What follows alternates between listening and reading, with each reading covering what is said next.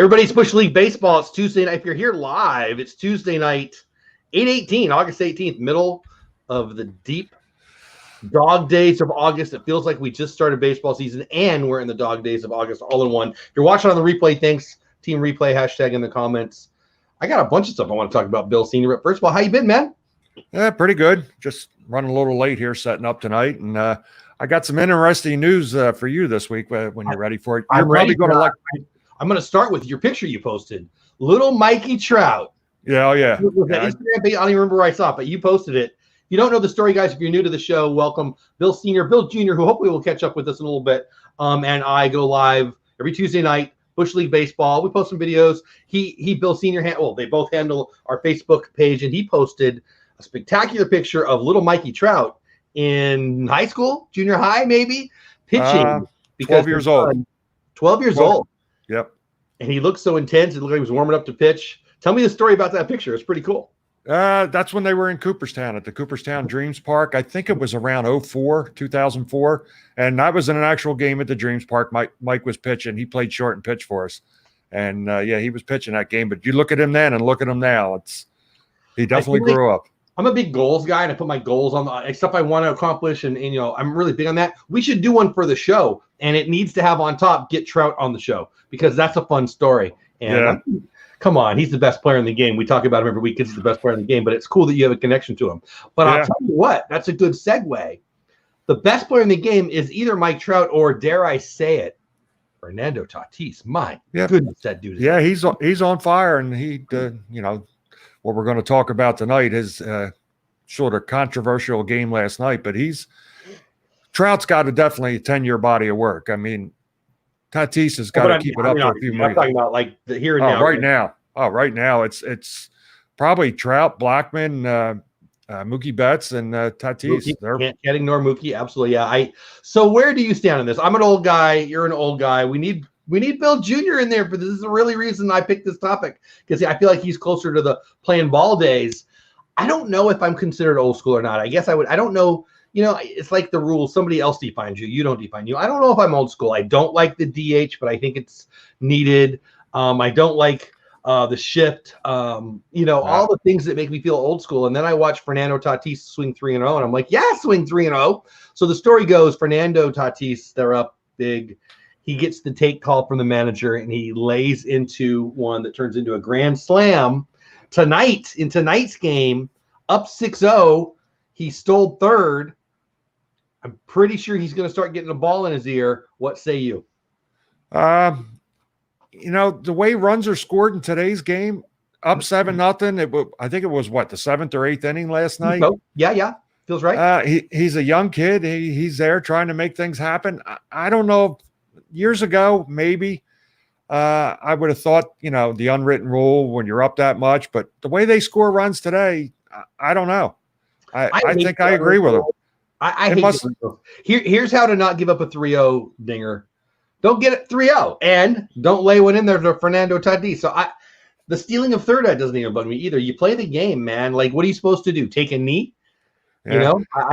So it must be a Texas thing tonight, Jeff, because you're lagging a little bit now yourself. Why, really? Yeah, your audio is chopped. It sound like Robbie the Robot. Anybody in chat, let me know. I know we got 6 in the park. Let me know if you see me smooth. It's smooth on my end. I'm hardwired in. I think we're good on my end. I don't know. But if you say so, you say so. Somebody in chat, let me know if you're having trouble seeing it. I think we're good live. I hope it's good on the replay and all those things. Did you hear all that, Bill? Is it smooth, or are you still having trouble reading me? Now you're back. Now you're back good. I mean, I wasn't looking at myself when you were looking at me, so I guess I could have had a blip there. But yeah, you had that little robot voice there going on.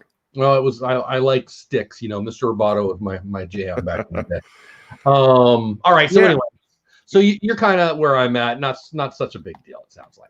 Yeah, I'm not at all. I'm kind of for it, now. Like I said, you can drop 7-8 runs in a heartbeat anymore today, and it happens regularly. Yeah, and it's a short season. So again, then this year you might throw all that out because you can't afford a team coming back and losing a game that you should have won. Get the 27 outs. Until you get the 27 outs, you should play hard. Last time I heard it, it's a 9-inning game. Yeah, I totally agree with that. Yeah, again, guys, if you're in chat, let me know if you see me smooth. I on my end, everything I'm looking at while he's talking, it looks good to go. So I'm just gonna keep going and assume it's all good. So okay, so I let off the show tonight with it's weird to me. We're the back half of October or August, excuse me. We're the back half of August. But the season just started. Like people are just rounding into shape. We would be talking about at this time who's the MVP, who's going to make the playoffs. We're at the end. Yeah. The All-Star break is not something we're waiting for. It's come and gone. We didn't have one this year. The trading deadline. Is there anybody who doesn't think they're in it? I mean, pulling up the standings, there's teams that we both did not expect to even be involved in a trading deadline trade because they're going to be so out of it. That they're in the playoffs right now. I mean, what are your thoughts? I'm going to pull up the standings and we'll talk about it real fast. But what do you? I mean, I looked at the standings a little bit. It depends on what team you look at because a lot of teams have lost some games. But we're already past the third of the season already. So, like I said, games are precious this year. You can't afford to lose games. And like I know Bill can't come on right now. He's having trouble with his internet, but he just posted. Look at the Yankees. They were up 3-0 against the Red Sox. In the ALCS, and look what happened there. Very true. Speaking of the Yankees, 10-0 at home. Oh my goodness, are you kidding me? 7-3 in their last 10. That's the AL East is always stacked, but who would have thought the Orioles are in there? We're an expanded playoff season. The Orioles are at 12-10. Yeah. Thanks large in part to my Phillies, but anyway. I know, right? So the Yankees with the big lead, 2.5 over the Rays. The Orioles sticking around. In the Central, everybody expected the Indians and the Twins. It's the Twins and the Indians. The White Sox were the team that we wondered about. They're 12-11. No surprises there. Maybe the only surprise is the Tigers have actually won a game. Casey Eyes up, by the way. I don't know how he did today, honestly. I think he was going to pitch today. The Tigers were right up at the top of that division, but the last week, I think they found themselves a little bit. Yeah, they went for it. They're not going to stick around. Them and the Orioles don't have a chance there. But in the AL West, you got the A's who look like the best team that aren't the Yankees in the AL to me. The Astros, I love how bad Altuve's been this year. I love it. Oh, and then my Rangers a couple games below 500. I doubt they're going to make it. So honestly, you're looking at the top 2 teams in each division, right? That's easy. And then the third place teams in the East, Orioles 12-10. You got the White Sox 12-11. That's the AL playoffs. Who surprises you the most? Well, last week I was talking about the Padres. They were what, 1 or 2 games up on the Dodgers? Yeah, just talking about the AL so far. Just talking about the AL. I mean, okay. It's the Orioles, right? Yeah, well, I mean, Philadelphia hasn't been playing. They go into Philadelphia and sweep. And they got to be the biggest surprise because I would say them and the Tigers. Ends today, they make the playoffs. I would have lost my house. Yep. I mean, I was even MLB, the MLB channel. They were talking about that, like it was the Marlins, the Orioles, and the Tigers. Like anybody else has a shot at those 3, and up until this week, all 3 of them had a shot at the playoffs. The Orioles are in the playoffs right now. I know. Crazy. I don't even understand it. I'm saying it out loud. I'm reading it. I'm looking at it. I don't even believe it. Let's get to the NL. Braves are only have a 1-game lead up on who? The Marlins? What? Your Phillies are actually just a half game under 500. Not so bad. Yeah. NL playing Central, a little better. Yeah. NL Central, Cubbies look like they've already locked up a playoff spot. Then you've got an interesting situation. Okay, so the Cubs are at 14-7, winning 2 out of every 3. And then you've got the Cardinals and the Brewers tied, I guess, for second at what? The Cardinals are 5-5, and the Brewers are 10-10. Yeah. Welcome to 2020. What the heck? And then in the NL West, the Dodgers 18-7, running away with it. The Rockies 13-10, surprising everybody. I still think they come back to earth. But NL West by far the best. Yeah, the Dodgers have had a good week to 10 days or whatever it is. They're 8-2 in their last 10 games, so they've definitely poured it on. So who would have thought this though? Dodgers 18-7, Rockies 13-10, Diamondbacks 13-11, Padres 13-12. 4 teams in the NL West in playoff contention and above 500. There's more. That's crazy. So the playoff teams right now would be, I guess it would be. Is it the Marlins? Oh boy, it's kind of a little convoluted there, isn't it? The Marlins would make it, and the Rockies would make it, leaving the Diamondbacks, the Padres out. Well, No, they're I 500. guess they're going to go with the winning percentage. I guess they haven't said officially yet, but I guess that's what they're going to have to go with, the winning percentage. I mean, yeah, you have as far as the team, how many games they missed. Now I'm sure they're going to try and make all those games. So yeah, they're going to try and make some of them up. But what did they miss? Like 8 or 9 games, the Marlins? 5-5 and 10-10. So they're 10 games behind. Yeah. Okay. The team they're tied with has both won and lost the same amount of games that they've played the entire season, and it's August. We're September in 10 days or 11 days or whatever. Yeah, it's flying. Craziest year ever. So, any surprise in the NL? What's your biggest surprise in the NL? I'm happy. Well, Padres it was the Padres going. I mean, they're still a little bit of a surprise, and I mean, they had a little setback this week. They lost a little ground, but they're still playing pretty well. The Marlins, coming back from what they, had, all the players that they had sick. And I haven't really been following them much, so I'm not sure if a lot of those players are still back yet or if they're going with players that they had to call up. I haven't followed many of their games since they came back, started playing. Yeah. Oh, well, I mean, for me, it's the Rockies and the Marlins and the NL. They're I don't think either one of them will really be in the playoffs, but. And I'll tell you, a surprise for me the other way, I thought Milwaukee was going to be a much better team than they are now. Yelich hasn't really found himself yet. He hasn't been hitting like he has the last 2 years. And they're sitting, at like 10-10 now. I mean, Yelich had some pretty good years. If those aren't his best 2 years of the career, I'd be shocked. So yeah, have regression. And the pitching staff looks pretty pedestrian. I mean, they were looking at Woodruff as an ace. It doesn't look like an ace to me.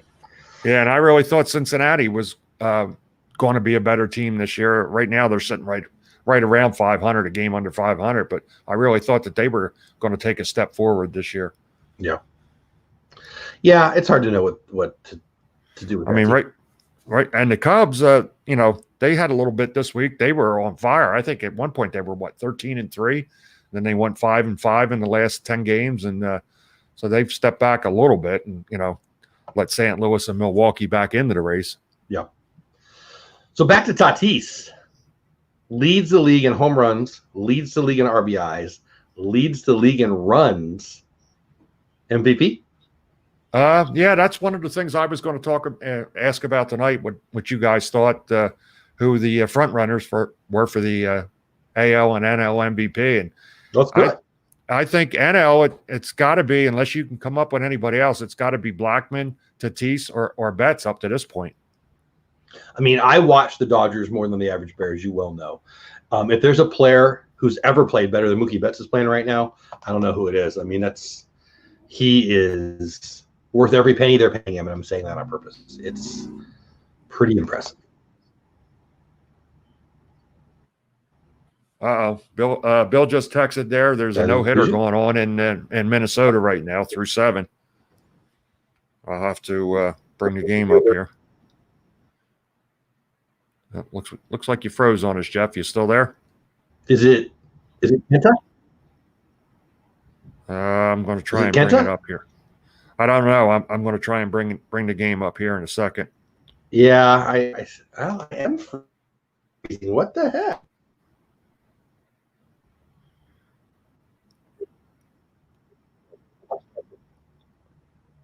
I see myself freezing too. Oh, I do. You know what? There's one more thing I can do. Let me fix that. Yeah, we are going to get better now. My computer needed some juice. That's what. Hey, Stacy Rogers, what's going on? Mikey in the house too. I didn't see you there, buddy. Hackinson in the house. What's going on? So, who's pitching? Because I saw Maeda had 8 strikeouts in a row or something. I don't know exactly. I'll tell you. Who's throwing the number? I'll tell you in 1 second. For Minnesota, Maeda, yeah, he's pitching. He's through 7 innings, only struck out 10 and gave up 1 walk. When the Dodgers were so deep I know they're my team, so I can say that. We're so deep with starting pitching, we had to let a couple of guys go, but it hurt. Rich Hill, I expected to leave. It hurt to see Maeda leave. Obviously, he didn't like being used as a reliever also, and so pretty much everybody else in Major League Baseball would let him be a starter and just stay there. So obviously he was going to leave, but still broke my heart. He's filthy. When he's right, he is as right as they can be.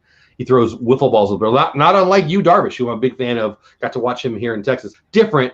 Yu Darvish is more 12-6. Mine is more, a slider kind of thing. But still, the way they move the ball, you can tell they were taught somewhere else. It's an interesting way to pitch, and I it's pretty fun, really. I like it.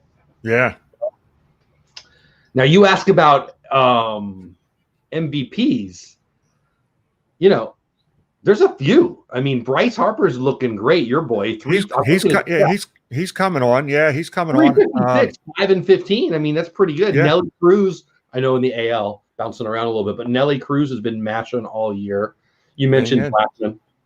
Trout hit his 10th home run last night. I mean, he's having a game or two here or there where he like today. I think he had one hit and a couple walks today. Yeah. But last night he hit his 10th home run, and he's not just hitting like clearing the fence home runs. I mean, he's hitting 420, 430, 440. Yeah, he's hitting bombs. Yeah. Let me give you two names to consider that maybe aren't as popular. Brandon Lowe, Tampa, and Bo Bichette, Toronto. Oh, Bo Bichette, he's on. What's he hitting? Like 356 the last I saw? 361, 513. Strikes out a lot. But Nelly Cruz, you gotta love him. Yeah. And then Brandon Lowe. Whew, filthy. Yeah, Bichette, he's of the new three up there in Toronto. The other two are struggling a little bit. But Bichette is just tearing it up. I mean, for such a young kid, and he's playing good defense for him too. I think the Phillies. I'm curious to see after the Phillies leave Boston for 3 games, they're going to Buffalo to play Toronto next. And just to put a smile on your face for my Dodgers, Corey Seager. Looking like MVP Corey Seager. Hey, pass holder pairs in the house. Oh, Movie Mania Nick's in the house too. Stacy, I think I said hello to. What's going on, my friends? So glad you guys are here. Love this show. Love Tuesday night. And love to see some of my friends in the chat. That makes my day. Hope you guys are having a great day. Bill Jr.'s not here right now. He's in the chat, I believe. Oh, yeah. He's talking about that. There you go. Okay, yeah. He just texted me. He's working on his computer. He's having the same trouble he had a little bit last week with the lag, and he thinks it's because his memory's down, his hard drive or whatever. So he's deleting some stuff, and hopefully he'll be back in a few. But do you see, speaking of your Dodgers and Seager, did you see this is the first time that the Seager brothers are going to be playing against each other in the big leagues? That is pretty cool, right? Like, I'm a big fan. I don't have a brother. I had a sister. She wouldn't play ball with me. She wouldn't play catch with me. But I can only imagine. I love that song. I can only imagine what great feeling they must have. I would love to be the dad. I would love to be one of those guys. I saw Corey kissing on, I don't know, it was a little kid. I guess maybe his nephew or something. I don't really know. But pretty cool stuff. I mean, I'm a family guy and a baseball guy, so that tugs at my heartstrings for sure. And that brings up a great thing that I love. I love to talk about these kinds of things. So brothers in the major league, Kyle and Corey. I love what we have at third base as a Dodger fan. Justin Turner, he's going to be leaving this year, but then we've got plenty of options at third base. But I wouldn't mind putting Kyle Seager over there and having Seager brothers on that side of the diamond. Not at all. Now, you may know, I may be wrong on this. Is there a third brother that was drafted or no? The Seagers? I don't think so, but there, let's look it up. I mean, if there is, I'm unaware of it, but I'll look it up right now. I've been wrong once or twice in my life. I might be wrong. One time I thought it was wrong, but I was mistaken, so it was all right. So while you're looking that up there, I got something. Probably it'll make you feel good tonight. Oh, I appreciate it. Let's hear it. Well, our fantasy baseball, I'm playing Steve's World this week. Steve from Steve's World, and as you know, making me feel good because I've learned recently that I think hey, before you go on, yes, their middle brother, Justin, drafted in the 12th round in 13. I did not know that. Yeah, I thought that there was a third brother. Now is he out of baseball now or? I don't know. Let me see what it says. I clicked away. So anyway, he's not. So on Wikipedia, he is not highlighted, so I'm pretty sure he's not playing. Okay. All right. Yeah, so I'm playing Steve from Steve's World this week in our fantasy baseball league, and you know he's a Dodgers fan, and I'm a Phillies fan. So we got a little side bet this week. Whoever wins, the loser has to wear. So if I win, he's got to wear a Phillies hat on his live stream. And if I win, if he wins, I got to wear a Dodgers hat.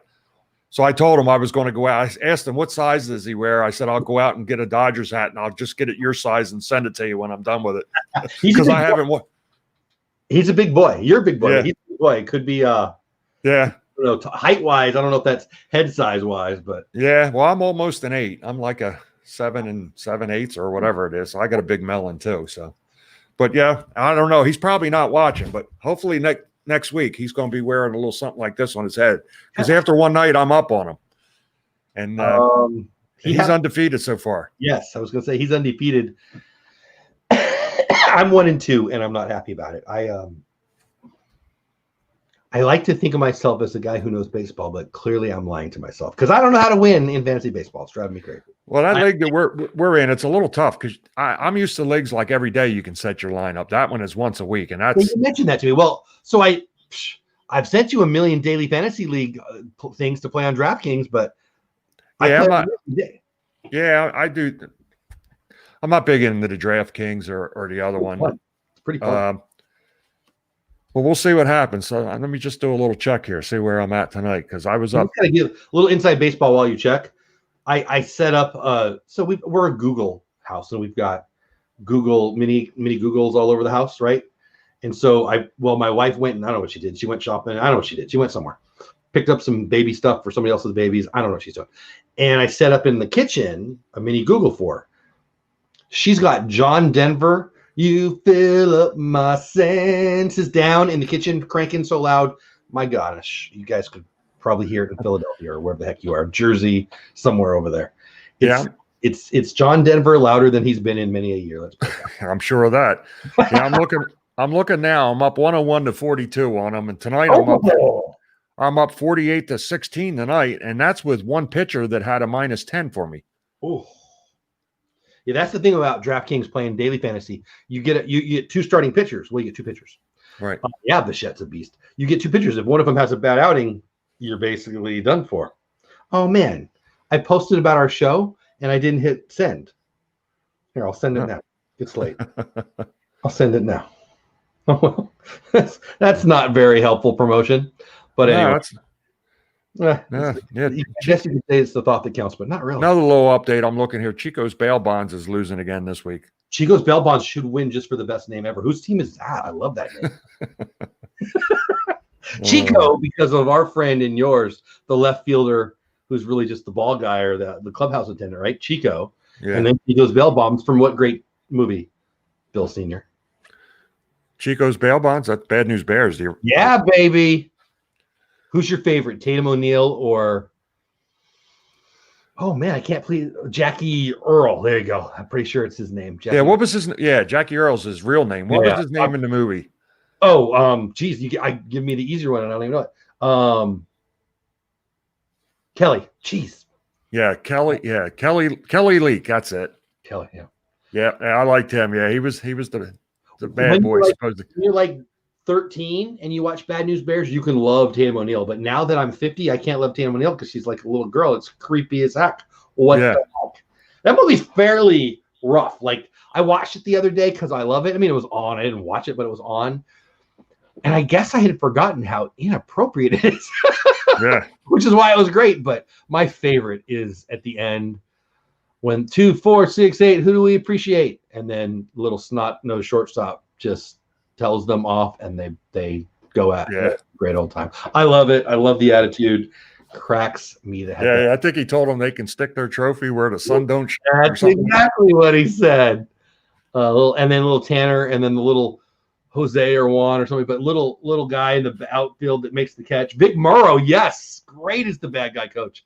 Yes, and even like his wife or girlfriend or whatever that was supposed to be pretty in the old early mid 70s crop top. And the kid holds onto the ball, and so many great scenes. I forgot about that. That was Vic Morrow that played that. Not a couple years after that movie was filmed, or a few years after, he's the one that died in the plane crash, the helicopter crash on the set of a movie. That's right. Twilight Zone. Yeah, had to be Twilight Zone, right? Which is, I think, it's probably where the Hollywood Tower of Terror came from. Not really, but it works into our Disney stuff. Yeah, Vic Morrow was great. That's a good movie, man. Not family friendly, which is weird because today's day and age family friendly is different than mid 70s family friendly, but that one's still a little rough. I was shocked. What was the kid that you brought him up that made the catch finally in the one game that he played out in right field and Hank Aaron was his man and he couldn't catch anything, and halfway through the movie he was sitting up in the tree in his underwear? He said he didn't deserve to play. I can't remember what his name was in the movie. I liked him. I'm gonna pull it up. Now I got to give you the update on downstairs. West Virginia, my mama's going. Oh my gosh. Yeah, Kelly Leak. I'm looking at. Oh wow. I'm looking at the pictures of them now. Yeah. It's a little terrifying. Walter Mack, of course. Ogilvy was the statistician. Look, little Timmy Lupus.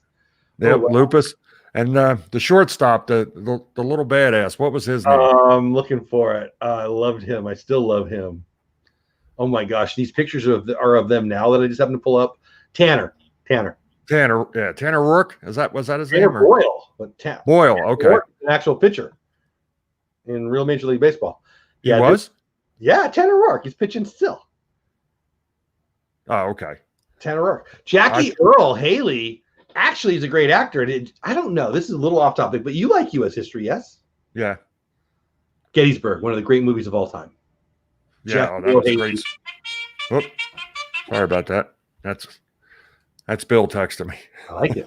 Very patriotic. Speaking of Jackie Earl played I don't know, one of the Confederate generals and did a good job. Really good. Really, really good. Engelberg, yeah, the catcher, right?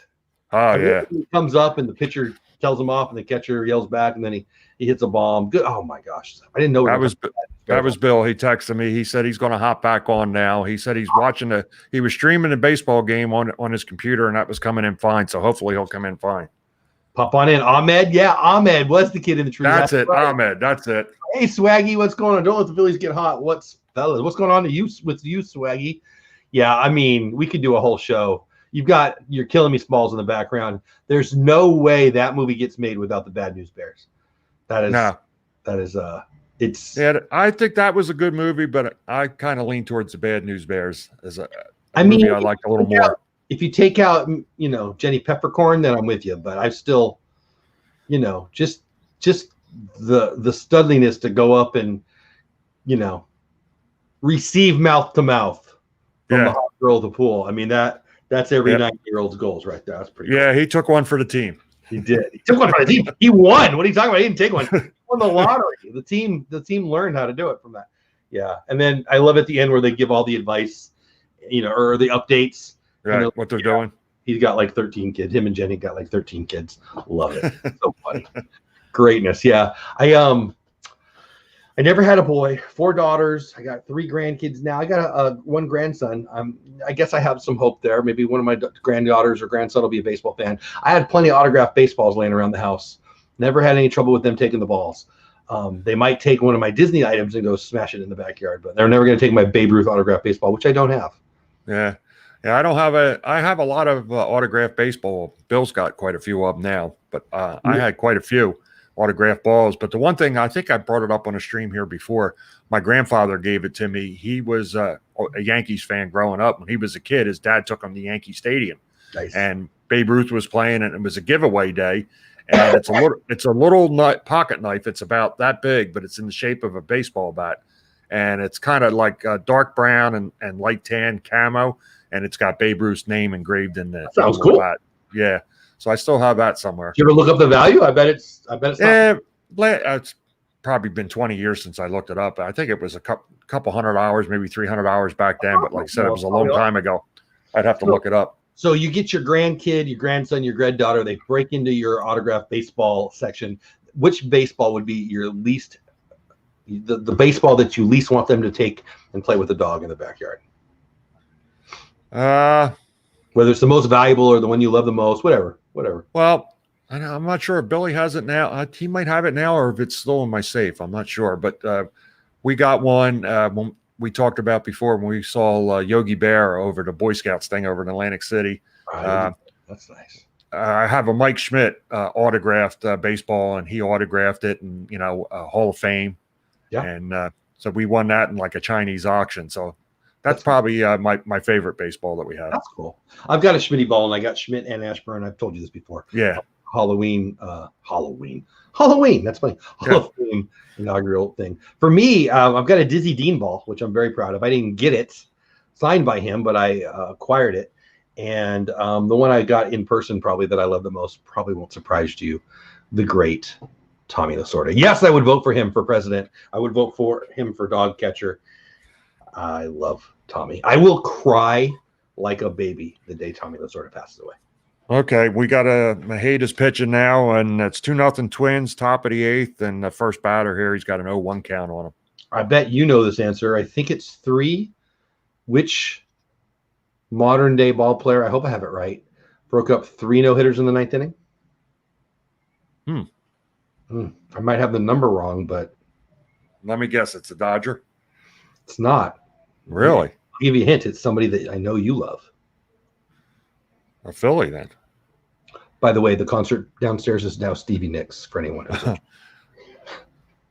Is it Mike Schmidt, then? That's probably my favorite. It's the great Joe Mauer, who I thought you would get. Oh, really? Okay. Yeah, I always liked Joe. I like Joe Mauer. He's a great guy. He was a great ball player, but a real nice guy too. And but Joe Mauer for 4 or 5 years was one of the best players on the planet. Oh, and as a catcher too. That's what makes it even. And what crazier. a great story! I mean, first pick from the town. Oh yeah. In the stadium in the town that he grew up in. I mean, it's kind of a movie.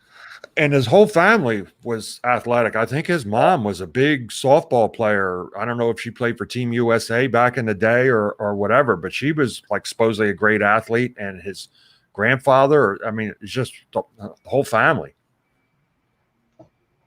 Movie Man Nick says you have a lot of signed baseballs. What's your favorite one, Nick? I'd love to know. And then he backs that up with, so guys, isn't it amazing? The teams that cheated now have losing records. You know, there was an article a couple days ago about the free agents to be on the Astros to a man are ready to get the heck out of there.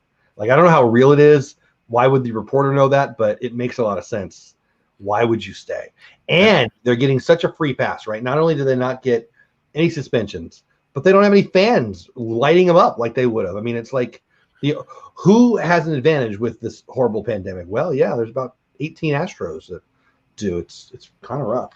All right, we got 1 out in the 8th inning. Maheda's got 5 outs to go. I love Maeda. I will root for him to get the no-no. I almost always root for them to get the no-no. What's the score in the game? Is it even close? 2-0 Twins. Ooh, so it's a ball game still. Yeah, they just scored a 2-0. He hasn't. I bet he didn't go more than 7 innings yet this year. No. I mean, that was one of the things the Dodgers would never stretch him out. So I guess, I mean, they're letting them go now. There we go. We got a 1-2 count on the batter here. Just foul pitch off. If he gets through the 8th, if they're gonna bring anybody in to warm up. Oh, I'm sure they'll have somebody warming up, no doubt. If you're the pitcher and you walk out to the 9th inning throwing a shutout, throwing a no-no, and they get somebody up, you're gonna be pissed because. No, I mean, you got to win the game first. They're only up 2-0. I'd be yelling at the manager, sit those guys down, to be honest with you. You ever get to see a no-hitter? In person, no. I've seen, obviously, a bunch on TV, and then I was at Bill's game. The only one I really saw was at Bill's Atlantic County League baseball team when he was part of the no-hitter. No, I'm probably the only one. I'm at Major League. Yeah. I was at a Padre game the night that Fernando threw his no-no. Is that right? Oh, okay. But they were just showing on the board and stuff. I mean, it was fun to be at a ballpark even. And then I remember being in the parking lot driving away when he finished it off. But I wasn't there. It was just, being baseball night.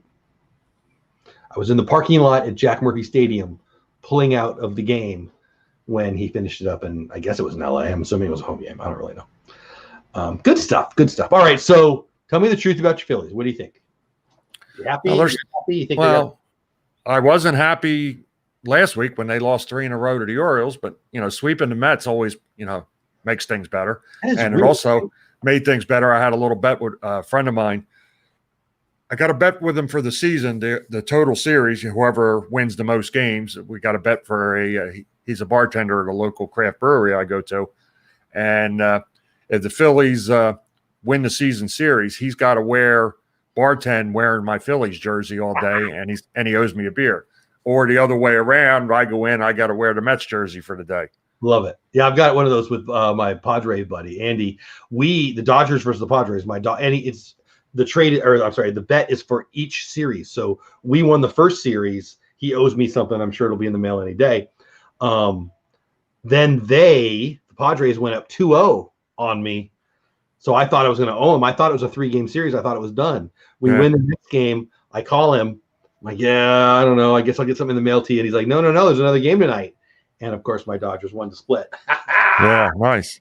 Well, then Year. we had a bet for the series in Philadelphia, and he lost, and he owed me a beer, so he paid up. I love it. That's all the pairing house. Oh, go ahead. I like that. Yeah, I like that stat there. The Marlins attendance is up this year. That's only because the players are sitting in the stands. I think the Marlins playing 500 or better baseball this year is one of the craziest stories that I would have never predicted.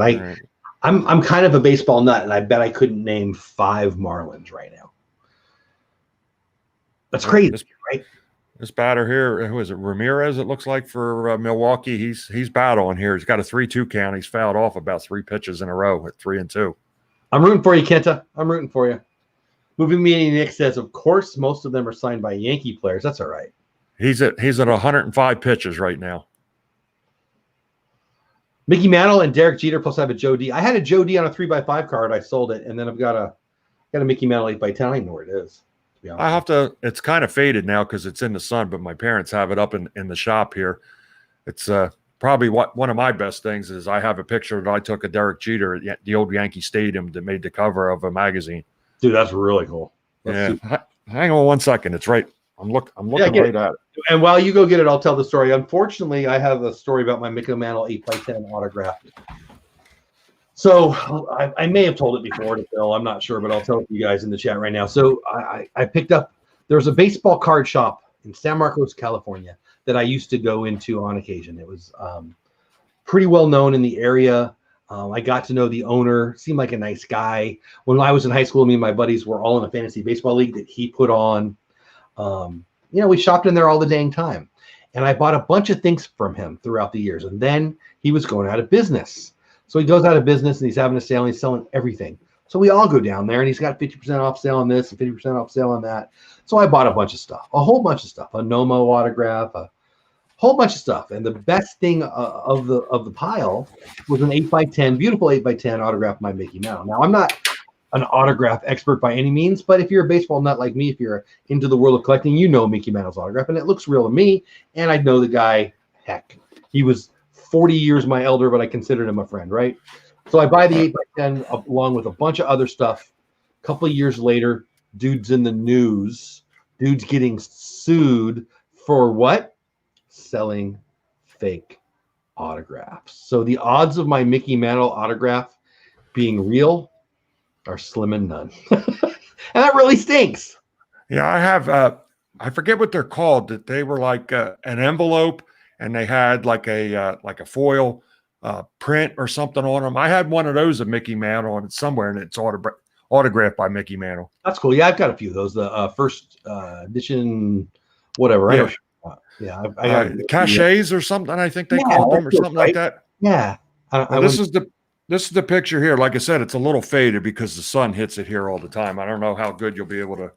Oh, no, that looks cool. Wow. That's neat. So if you don't know, guys, Bill has been a professional photographer, even had his stuff published in Sports Illustrated. And that's amazing, dude. You know what I've got on the cover of a magazine? Nothing. Yeah, that's what I was up there. And Bill went with me for that series. We were up in New York, and I was doing for the Twins. Very cool. But that was a, what do you call it? Like a sports card, a value magazine. Are you following along with the sports card values right now? Because during the pandemic, a couple of things happened. People went to Robinhood and Webull and started buying stocks, by the way. If you want my link, you can get 2 free stocks. Let me know. And they went to baseball cards. Gary Vee's pushing it big time. Baseball cards are having a little pop right now. Yeah, I know Trout's rookie cards. If you get them graded and PSA 10s, they're going through the roof. He walked the batter here. So we got he's at 110 pitches. He's got 2 outs now and a man on first. Kenta Maeda no watch with Bill Sr. here. I like it. So I'll be interested if he gets through it, if he comes out for the night. That'll be. Yeah, like I said, he gets out of this inning, unless he can get him out here right now, he's going to be sitting at like 111, 112 pitches. How do you feel about the newly common multiple pitcher no? Yeah, give the guy to. I'm with you. It's happened. What team a couple years ago had 3 pitchers combined for? The Angels had one with like 5. Okay, maybe that's the one I'm thinking of. It was like it was crazy. Mike like Witt and I think Langston was involved, and yeah, this is back in what, mid '80s, so that was like 20 years ago now, or shoot, 25 years ago. Oh, here we go. Here, that should be. Yep, that's the out here. 35 years ago. Through 8, no hitter, 113 pitches. 113. So let me know in chat, and Bill and I, do you think he comes back for the 9th? I say no if they stay at 2-0. If they get a bunch of runs, I think you roll them out there. But they're in it. Do you what is this, his 4th start? Do you let him go 130 pitches on his 4th start when you're 4th or 5th? I bet he doesn't come back out. I don't know. We'll see. You at least got to let him go out for a batter and see what happens. Bet you a nickel he won't go out. Bet you a Dole Whip. Bet you I don't know what. I don't know. I don't think he's coming out. I think the world has changed. I think the managers nowadays couldn't care less about that. And as a fan, I want him to get it. Sure. The Twins, I would say, sit him down, coach. What are you doing? As crazy as this season is, stretch him out. That's why he left. Yeah. They didn't think he could go 6, let alone 9. Well, and with this season, I don't know. Are they still at the 28-man rosters right now? I think so. I wouldn't swear to it, but I think so. All right. Well, if they're still at the 28-man rosters, so they got an extra. Does he go his next start next time? That's what I was going to say. Give him 6 days rest. Give him an extra day's rest. Maybe. I mean, you got extra pitchers up right now, so the Dodgers are continuing with their 6-man rotation. That's pretty nuts.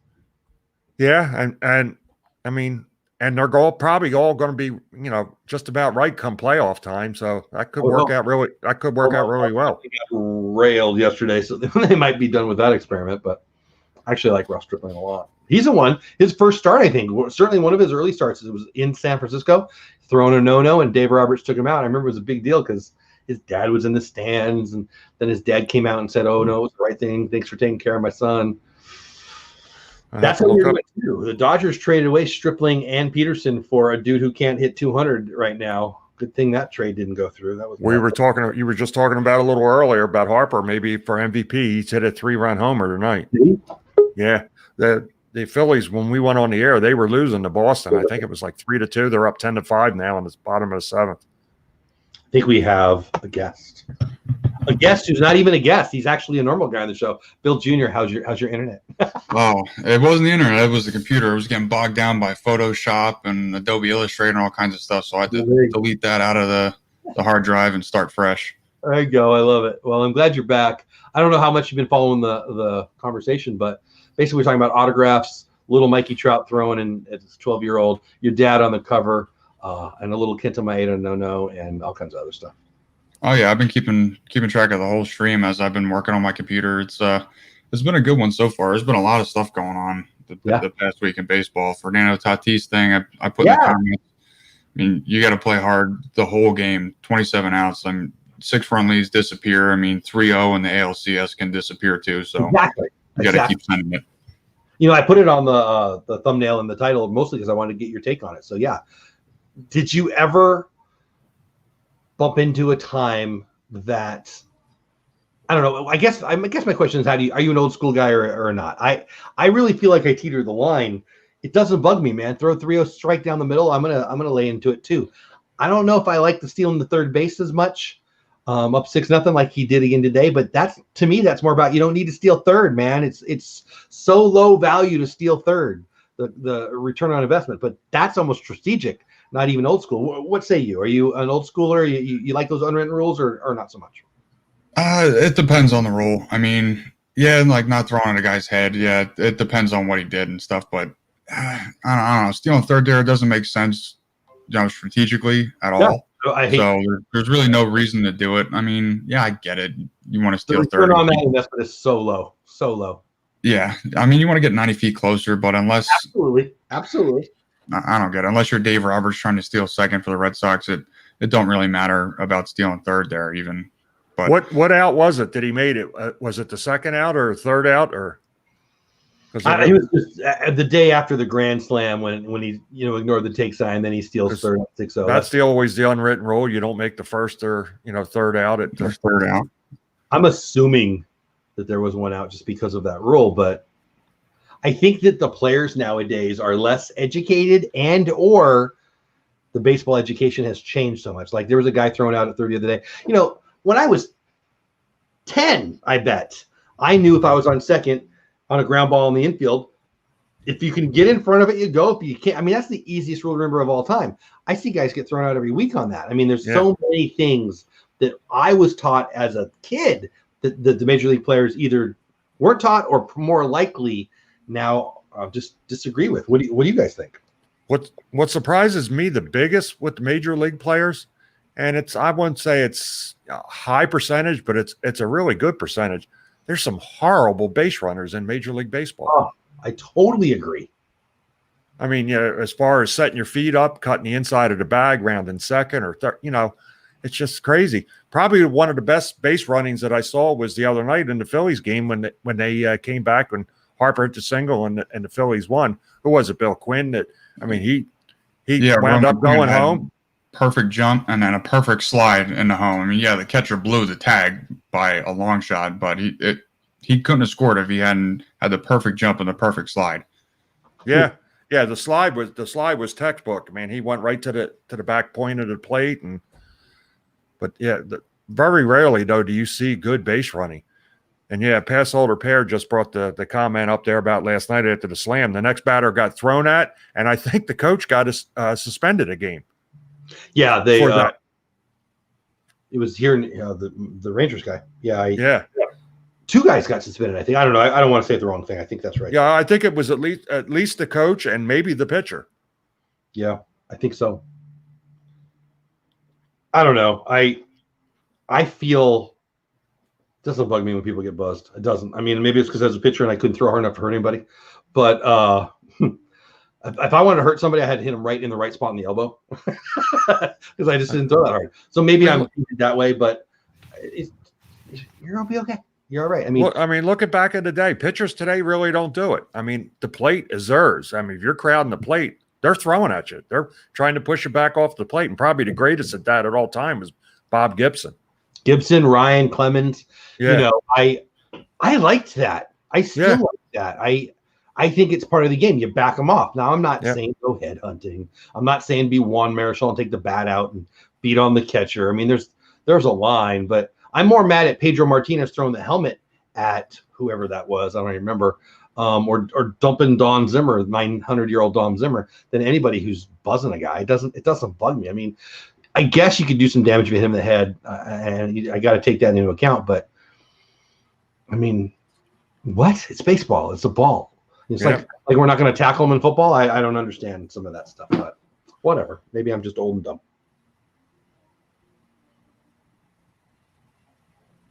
Crickets. So where are we at? Are they getting any runs for him?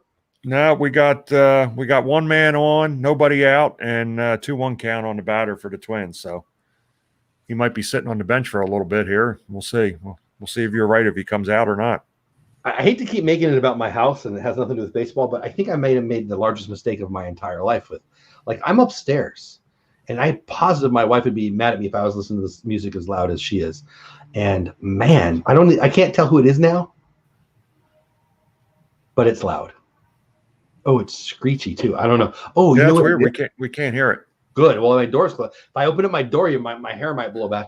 I think it's that Alleluia song by, I can't think of the guy's name, who died in a river or something. I'm pretty sure it's on open the door up. We'll have a little concert while we're keeping track of the ball game here. Yeah, there you go. Now, Pass Holder Pair says Clemens threw the bat piece at Piazza. So I was fully on the Mike Piazza side on that. Big, huge, then and now Piazza fan. What the heck was that? I mean, has Clemens ever answered for that? No. That was ridiculous. No, when he was on the mound, man, he was in his own world, Clemens. Yeah. Well, and he was, among the greatest right-handed pitchers ever. Should he be in the Hall? Yeah. Yes. Yeah, I think they should. I mean, the whole thing that gets me about the steroid era, what they were doing was wrong. But correct me if I'm wrong, it wasn't illegal in baseball at the time. I mean, I don't think they had an actual rule about it then. That's why I don't like the steroid attacks. Yeah. Major League Baseball encouraged it. Major League Baseball celebrated it. Major League Baseball knew about it. They made millions off it. And they threw them under the bus. I mean, after the strike, if it wasn't for Sosa and McGuire, I mean, they brought baseball back, those two, that year. And that was an amazing time to be a baseball fan. I understand they were on roids. But here, newsflash for anyone who was, stupid or not alive at the time. We already knew. Are you freaking kidding me? Like, maybe we didn't know to the extent. Bill Jr., you were a ball player at the time, right? You were probably in high school or something about that time, or maybe coming up. That was a little bit before my high school days, but yeah, I mean, you knew the guys were juicing up and the whole backcourt incident. Yeah. I mean, well, the whole backcourt thing, that was completely false. Like, that's been myth busted. Like, that actually absorbs more of the shock of the ball, so the ball doesn't go as far. Like, the bats. The cork. Yeah, I mean, you swing the bat faster, but it doesn't come off the bat faster. It comes off slower because you're absorbing more of that shock. I would say the trampoline effect ensures the lack of. Yeah. Yeah. The more you catch, the less you give. Yeah. So it didn't make sense. Yeah. But people did cork their bat, and it was illegal, and that was stupid. But all right, we got two out. Out, it's going to fly more, right? Not to interrupt you guys here. We got 2 outs, and there was just a play at second base, and it's being reviewed. So let's see here. They called him safe. All right, so we got 2 outs, and it's still in the bottom of the 8th. Mike, well, I'm assuming it's Mike. Mike from Paso Repair says after the grand slam last night, the next batter was thrown at maybe an FU. Yeah, who knows? Growing up in Boston, I was a huge I love Roger Clemens. I was never a fan of the teams he was on. I was always a fan of how he pitched, how he took control of every at bat. 20 Ks. What is a 20-something-year-old in 86, and then as a 40-year-old, he was still elite. And I get it. I understand he had some help, but I honestly, I don't want to make this a steroids conversation. I don't understand what the difference between steroids and creatine and vitamin B is. I mean, at what point are these men who can make their own decisions? At what point are we, nanny stating them? I'm not trying to get political, but they're adults. It's not an illegal substance, right? It's not, and we allowed cocaine and all that other stuff through the 70s. Like, look back in the 50s and 60s. Mickey Mantle and a lot of the players back then, they lived on what do they call them, greenies, basically speed. Dave Parker and Doc Ellis and all of those guys. They were 70s baseball. And probably the only guy that ever got the most suspensions, I forget his name, to pitch for the Dodgers. Steve Howe. Yeah. What did he get suspended? Three or four different times? I believe it's 8. Here, I'll pull it up because I don't want to lie. I'm pretty sure it was 6 lifetime bans, which tells you exactly everything. But let me pull it up. He got more than a murderer did. Right? Here, let's pull it up. I actually have a bunch. Oh, apparently there's a Steve Howe guitarist, which I pulled up, but didn't know there was a Steve Howe guitarist. Yeah, I was a big fan of his, actually. Yeah, when he came up, he was a really good pitcher. He was elite, 81 Rookie of the Year. Then he was elite for the Yankees there at the end, too. His rookie card in 81 is one of my favorite cards when I was a kid. Okay, here it is. Boy, his face, he looks high in these pictures. My goodness. So, died at 48 here in Coachella, right? Actually, not far from where I used to live. I remember that now. Okay. Where did it go? Howe's career was played by alcohol. Yeah. Over the course of a 17-year career, Howe was suspended 7 times. Jesus. That's nuts. Yeah. He became the second player to be banned from baseball for life because of substance abuse. Who was the first? Both were reinstated, by the way. Who was the first? I have no idea. Yeah, I don't either. For me. When I was younger, I remember Howe as the big one with the drugs, but was it somebody after him or before him? Before him, and he's in the Hall of Fame. I think he's in the Hall of Fame. Yeah, let me pull it up. Maybe I just lied to you. Who is it then? I really don't have a clue. I'm not sure if he's in the Hall of Fame now that I say that. Hold on, I will look it up now. Ferguson Jenkins. Oh, yeah, he's in the Hall of Fame. He made it a few, yeah. Okay, I didn't realize he was suspended for drugs. Both reinstated. So, unless you're, SMU, you can get away with anything. Yeah. Sosa got nabbed with the cork bat. Yeah, I remember that. It exploded all over the field, right? Yeah, and his excuse was, he was using it in batting practice or something. And it got mixed up. Yeah. They got mixed up with his regular bat. I'm not sure if I disagree because I want to believe that, like your son, Sammy Sosa knew that the cork bat wasn't going to give him much of an advantage. I mean, Well, back then they thought it did because it made the bat lighter, and they thought they could swing it faster, and it would actually spring load the bat a little bit more. The bat might have been the thing, right? Yeah, I mean, it does the exact opposite effect of what they thought it was going to do. It's kind of like pine tar, like the whole pine tar incident. Yes. It had zero effect, or even it dampers the effect of the bat. What's the thought on the? I've never knew. I think that was more of like a foul ball and pine tar getting on the baseball. Oh, that's my only feeling. Then it's an advantage for the pitcher. Okay. That's the only thing that I can think of. There's certainly no advantage to pine tar on a bat. Yeah, but if he hits a home run with it, the ball's out of play in the stands. You're not getting it back. How is he out? You know what I mean? Like, you're talking about George Brett here. Yeah, a little bit. I think we're going into it. A little bit. Yeah, I don't get it, but yeah. And the amount of times that they change the balls out now, anyway. I mean, it's not even a rule anymore. So. I wonder if that's the reason. That's interesting. I've never understood that. It was up on the bat, so that makes sense. Yeah. The Twins are they got two men on first and third. There's only one out. That play that was reviewed, they had called him out, and so they had already put up the out. So there's only one out. So Maheda's he's sitting. He's sitting a while now. Director to pan to the bullpen because I need to know. Is anybody throwing it? They haven't showed anything yet. I'm looking. Won't be hard to see. Turn it on, but I was rushing on to get up here tonight, so I didn't even bother turning it on. But there's nobody in the stand, so it'd be easy to see if they. So have you guys gotten used to A, the crowd noise, and B, the cardboard cutouts? Yeah, I'm looking at the cutouts here. Oh, we just had a suicide squeeze. Oh wow, 2-0. Yeah. No, 3-0 now. Squeeze work. Yeah, wow. And the batter was safe. That could be about keeping Maeda in. Yeah. Give him a little pressure off, yeah. Yeah. Fan of the suicide squeeze before I make you go back to the question I just asked? Because I am. Hey, in a close game. I hate bunting except for the suicide squeeze. I don't mind, especially, National League with a pitcher, especially if you have a man on second. Bunting him over to third. I was never a big fan of bunting from first to second. Yeah, you put him in scorer position, but if he's on second, you put him to third base. Now he can score. What are you giving up the out for? The out's the most valuable thing. You get how many pitchers, are good hitters? Most of them, that's different. That's about the dude you hit. So regular batter or a good batter. Now the only thing now that I agree with the bunting, I don't know why more don't do it with the shift. I mean, guys, with the double, I wish they would all do that, right? Yeah, I think Harper did one a little earlier this year. He bunted, and he got a base hit on the shift. Kadani Sean in the house, what's going on? Kadani Sean, live the cars. Oh, love the cardboard cutouts. So funny. Now, I'm watching the Twins here, and they're all people with. I guess they're fans or players. Everybody's got Twins hats on, and they're just the heads. It's not like from the chest up. It's just like big heads.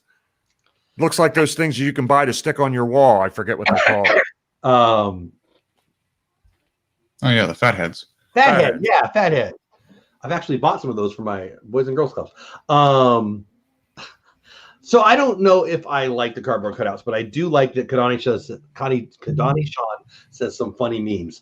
If they would let them be more creative with it and be funny with it, I'd be in. And I guess there is some fun ones that I'd be in. Just fake people in the stands creeps me the heck out. Also, I like the one in Philadelphia. They got the fanatic behind home plate, and he's got his mask on in the cutout. Then they got Ben Franklin just a little bit to the first base side of home plate. They have Ben Franklin up, and then on the other side they have what's the old manager from back in the early Connie Mack. They got a Connie Mack cutout behind home plate in Philadelphia too. Best Phillies manager of all time. And by the way, there is a right answer, and you're not going to get it. Go ahead. I'll let you both go. Yeah,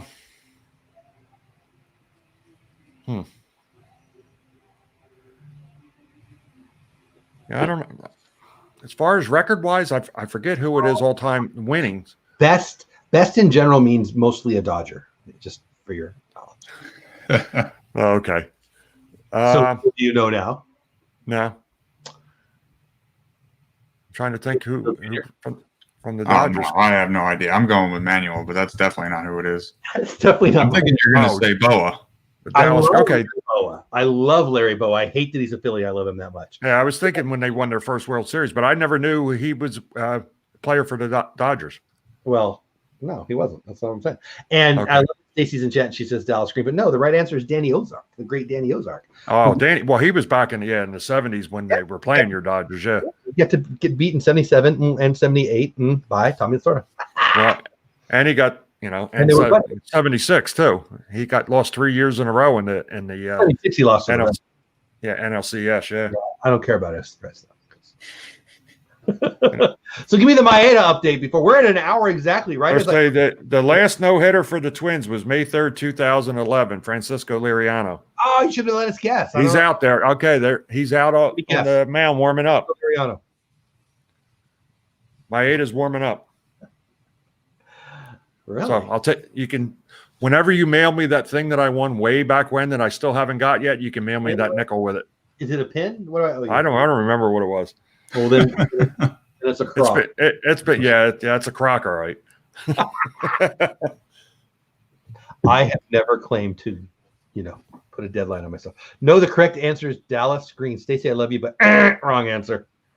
Yeah, Kadani Sean said, "Did you see the one the weekend in Bernie's one? Yeah, that was good." Yeah. Bill sent me the picture of that. That was funny. Yeah, they got the weekend at Bernie's. They got Steve Bartman. I saw that one. That was a good one. It's in the same exact seat. No way. Which is great. Oh yeah.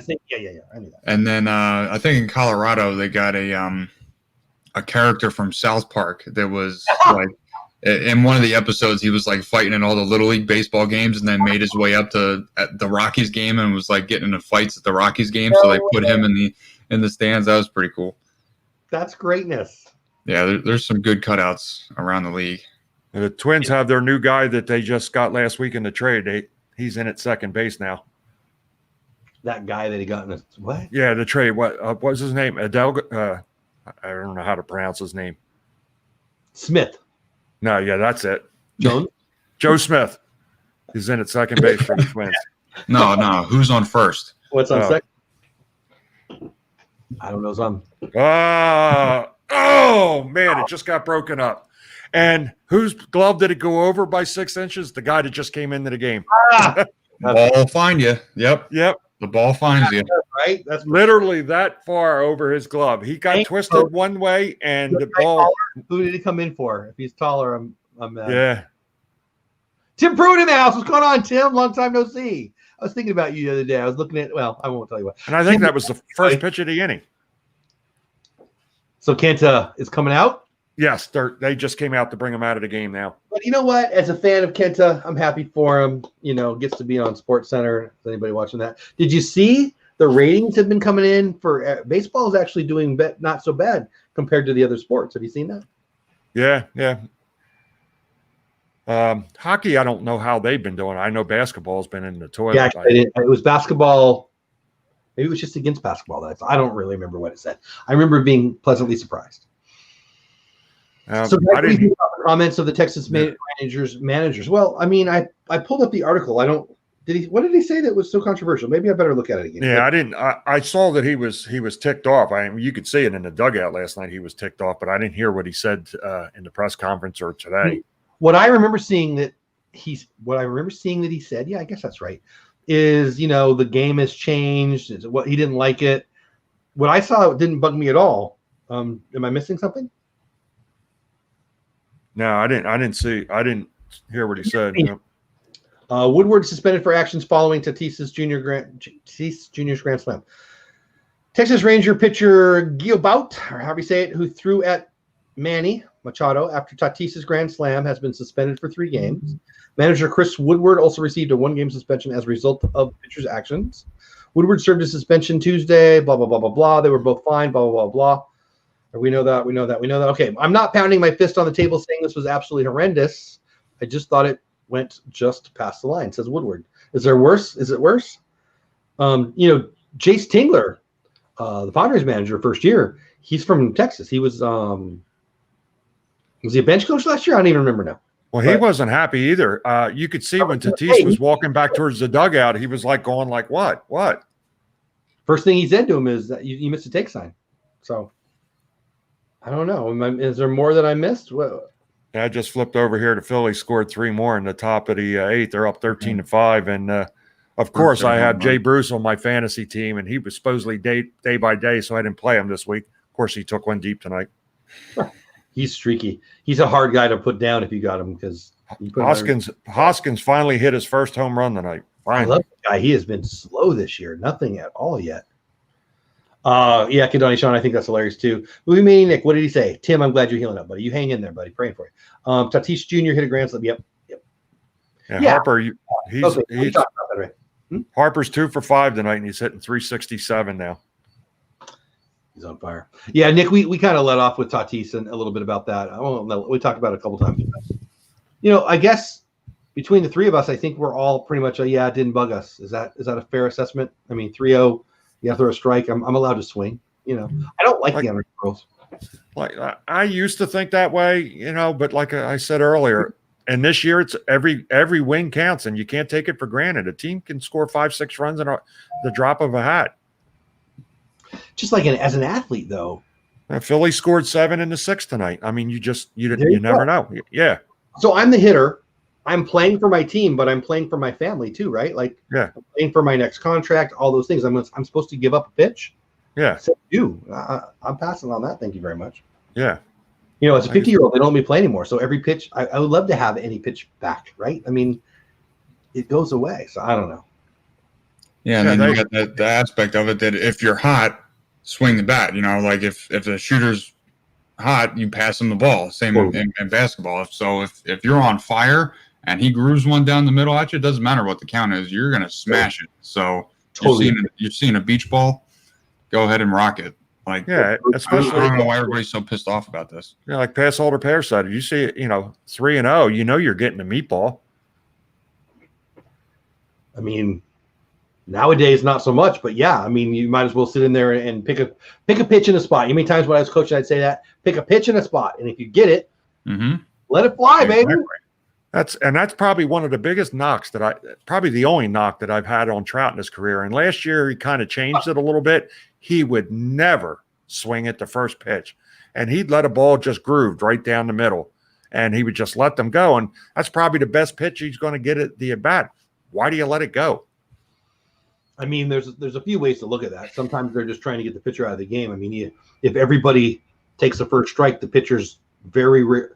You're going to shave an inning off of the guy. I mean, if they're well, I see you want him to work, but I mean, you got a guy that can swing the bat like Trout, and he grooves one. I would agree. Go for it. If I'm Mike Trout, I'm probably swinging for the rocks out in center every time because I'm Mike Trout. But well, last week he took a low inside fastball and hit it like 380 feet to right center. He is unreal. He is so quick to the low inside stuff, like nobody I've ever seen. Well, he used to get slaughtered by those pitches a couple years ago. He had to change his swing up a little bit. His arms used to be a little bit further extended away from his body, and he couldn't rotate fast enough when he picked up that inside pitches. So he used to get jammed a lot. Everybody was pitching him inside, low and in. Now, like his hands are closer to his body. He's just real quick, flip of the wrist, like Chase Utley style. Am I right? Is it nuts? Yep. No. I don't even believe it sometimes. If you look at his video, his arms are a lot further away from his body earlier in his career than they are now. Now they're super tight. He's getting the barrel of the ball no matter where it is, and it's going a long way. I've just seen him hit some stuff that most right-handed hitters don't even swing at, and he squares them up. And it's just he's so talented, so talented. I wish I could just for 1 week have a streak to be a Mike Trout, be in a Mike Trout zone. He's been in it for 10 years. Yeah. Yep. He just hit his first 3-0 count home run of his career a couple weeks ago. Well, yeah, 2 weeks ago now. Yep. First time he ever went deep 3-0. See, that sucks. So you got 10 years of data on a guy, right? 10 years of data. And then all of a sudden he unleashes. He's not swinging 3-0. He's not swinging 3-0. See ya. Yep. That would stick right there. But Coach, you said good stuff. Well, we're a little over an hour. You guys want anything to end the night on? Anything you want to say, especially you, Bill Jr.? We missed you for the beginning of the show. Anything you guys want to add or comment on before we say goodnight to the peeps? Yeah, no, sorry, I had this computer trouble. I'm glad that I got it back up though. It was an interesting conversation once I got into it. I was watching a little bit offline here, but yeah, we were talking about before the bad base running. I'm a big big hater on mental mistakes. Yeah, I know errors happen, but when you make a mental mistake, even if I'm watching the game, that drives me up the wall. I mean, I used to make them too, and I used to beat myself up about them terribly. I was talking to my dad a couple days ago when the Phillies were playing the Orioles. Yeah. Fly ball just to the right of the pitcher's mound, on the first base side, and Gene Segura comes running across the diamond. I mean, Hoskins is camped under it. He comes running across the diamond, calls him off, runs over the mound, and then the ball drops. Like, that freaking blew my mind. I'm like, you guys are professionals. Like, that's not your ball. Like, you need to just, I don't know. I don't know if it's because of, the season being shortened and then they have to come back for this summer camp and it was a little shorter than used to and their grooves thrown off. But between the base running and then the mental mistakes in the infield, outfield, and then some of the pitchers are making these mistakes. So it's all over the league too. It's not just Philadelphia, but that's kind of what's irking me a little bit right now. I know it's too early, but yeah, that's one of my pet peeves. Yeah, well, I'm with you. Segura was trying to Kelly Leak Hoskins. Oh, it was as soon as I saw Hoskins peel off, I'm like, why did he do that? It was nowhere his ball. So you made me think of two things. One, have you seen the highlight that is the Ruben Rivera worst base running in the history of the game video? Yeah, I believe so, yeah. So funny. And John Miller, one of my favorite announcers, gets it perfect. The worst base running in the history of the game. And it might have been. And then secondarily, Cueto's thrown the no-no about a week ago, right? And a guy I love, Hunter Pence, couldn't even see the home run. There's a guy on YouTube who is swearing that the Giants are throwing games, and he's putting out videos proving it. And Hunter Pence is he's starring in a few of them because he's at least twice come in on a ball that was clearly over his head. And I don't know if that's a mental error. That's not seeing the ball very well. Yeah, sometimes you just can't pick the ball up off the bat, I mean, you do, and you're wrong, and then you don't see it. That's what happened to Pence twice now. Yeah, they say the hardest ball to pick up in the outfield is the line drive hit right at you. Right at you. Yeah, because what are you going to do? You don't know. Yep. You're going to stand still. Well, and then what was the video? I don't even remember who it was, but the right fielder doesn't even see the ball, puts his glove out, and falls in. Have you seen the video of Buster Posey throwing the ball back to the pitcher? And the pitcher doesn't even see it. Yep, he wasn't paying attention and just right in the glove. The thing in baseball that drives me nuts the most are the guys that hit a ground ball and then they jog the first base. Lollygag. Yeah, Trout. I don't think you've ever seen that. That happened a couple times too with Jimmy Rollins in Philadelphia, and they yanked him right out of the game. Mm-hmm. Yeah, I remember that. Yeah. Lollygag. You can't say lollygag and have me not think of. What's the coach's name? I can't think of him. What was his name? Coach. Oh, it's going to drive me crazy now. On Bull Durham, obviously, the coach on Bull Durham. They lollygag this way. They lollygag. What's his name? You guys know what I'm talking about? I can't remember. Where's our boy Movie Mania Nick? He should be right on top of that for us. Yeah, I need you, Nick. I need you now. Anyway, all right. And what about you, Bill Senior? Anything to promote? Anything you want to talk about? Add to? No, like Jeff brought up earlier on our Bush League Baseball Facebook page and also on our Instagram, I put up a picture when Bill played with Trout as a 12-year-old pitching. It's a pretty good picture. It don't even really look like Mike, obviously now the size of him. So keep an eye out there. We're putting stuff, and then the podcast will be up either tomorrow or first thing Thursday morning. We take the audio from here, and if you missed a lot of the show or whatever, it'll be up on podcasts. And we're starting. I've noticed in the last probably week we're starting to pick up a few listens now during the week. It's starting to get a little foothold. Good, love it. I'm looking up the name of the manager and the coach in Bull Durham. What does that make you, lollygag? It's going to drive. We got the turkey legs there in the house. Was Larry. The assistant was Larry that comes out talking about candle holders for the wedding during the mound visit. That was his name. I don't remember the head coach's name though. I'm gonna look them both up because now. What do you say? We need a live chicken. Nuke's not breathing out of his right eyelid. He just came up. Joe Riggins. Joe Riggins. Yeah. The lizards from the Galapagos Islands. I don't know what the heck we're talking about. Yeah. I like the other guy. What's his name, Bill? He was in on an HBO series about baseball. The assistant coach that came out, or the pitching coach when he came out. So what are we talking about, guys? Yeah, Robert Wool, and it says here Larry. I thought it would be Coach something or something. No, yeah, it's just Larry. Larry, it doesn't feel right. That was funny. What are we talking about? And we're worried about the this guy's wedding. You know, we're going to get him. Nobody can figure out what the heck to get him and Minnie for their wedding present. And IT here. It says here, Skip, you guys, you lollygag the ball around the infield. You lollygag your way down to first. You lollygag in and out of the dugout. You know what that makes you? Larry? Lollygaggers. Lollygaggers. Just chewing gum sitting there. Love it. Oh my gosh, I love that movie so much. Dean Turkey Legster Bancroft in the house. What's going on, my man? Love it. Joe Riggins. What are we talking about Joe Riggins for? The Diesel. Where'd that come from? Just out of the blue. Joe Riggins. Well, you asked who the manager was. Maybe that's who he's saying. Joe Riggins. Okay. Well, there you go, man. I don't know what to do with that. The Diesel. He had some runs in the 80s. All right, I think we're done here, people. Have we done enough damage for the night? Yeah, I think we've caused enough grief here tonight. Good. Yeah, we were pretty much hanging around because of that no watch, but now ball finding the new guy. Oh, I'm sorry, buddy. What? No, I was saying we were just mainly hanging around because of the no watch, but the ball always finds the new guy. So exactly. Tuesday nights, same time, same channel. Be here. We talk baseball. We act goofy. We have a good time. I say this every week. I would do this even if nobody showed up, but I love having you guys in here. I love talking baseball. I missed baseball. I need baseball in my life, and this is helping me. It's like doubling up every week, right? I get to watch the games. And I get to talk to some friends about baseball. So please, if we didn't bore you to death, come back. If we did bore you to death, give us another try. Subscribe, all those things.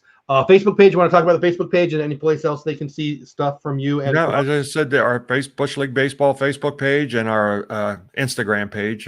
Myself or Bill are usually posting stuff all the time, and I think we're up to 9 different podcasting apps now that we're on. So you can always find us on one of the top podcasting apps, usually by Wednesday afternoon. Love it. And if you're listening to the replay and you stayed all the way to the end, you're a freaking stud. Team Replay, hashtag Team Replay in the chat. Well, in the comments, I should say. Dean, thank you. Movie Mania, Nick, thank you. Stacy Rogers, thank you. I apologize for you being a Phillies fan. One thing before we leave. 3-3 game now, Twins and Brewers. Oh, there you go. We should have left him in. Movie Mania, Nick, thank you, buddy. Anybody I missed. Passholder Pair was in here earlier. I don't know if you're still here. Appreciate you being in here. Did I miss? Oh, Tim Pruitt, Gadani, Sean. Love you guys. Glad you're here. Dallas Green for the win. First time that's ever been said, probably. All right, I think we're done. Have the best day ever, guys. See you soon. Subscribe. Bush League Baseball. See you next week. Oh my gosh, that music is so loud downstairs.